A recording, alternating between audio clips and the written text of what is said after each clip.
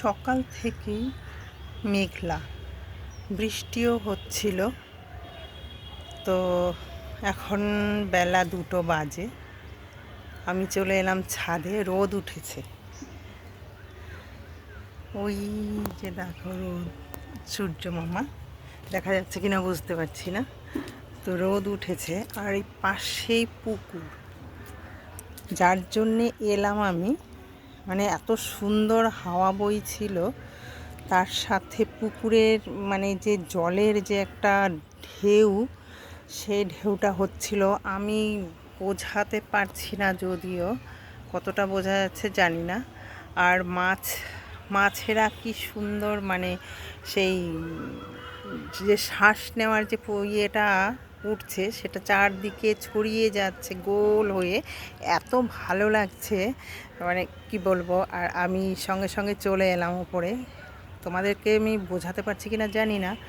তো আর মাছগুলো কী করছে, লাফিয়ে লাফিয়ে ওপর দিকে উঠছে, লাফিয়ে লাফিয়ে ওপর দিকে উঠছে। ভালো লাগছে দেখতে খুব।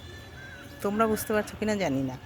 তো রোদ উঠেছে, তো আমিও বুঝতে পারছি না কতটা বোঝা যাচ্ছে।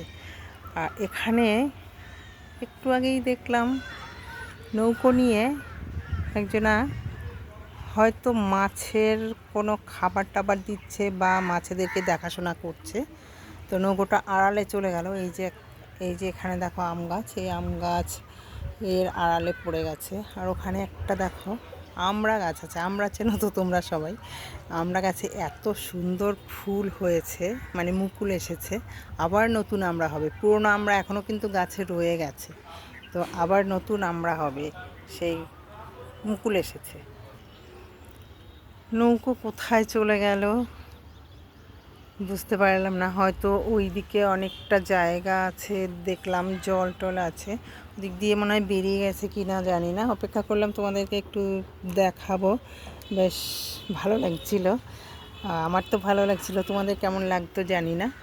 তো এখন আর নেই, মনে হয় ওদিক দিয়ে বেরিয়ে গেল। তো এই হলো পরিবেশ, দেখো কত ভালো লাগছে। দুপুরে রোদ ঝলমলে, এখন সকাল থেকে ছিল মেঘ বৃষ্টি, এখন রোদ ঝলমলে আকাশ। তো এই অবস্থা এখন।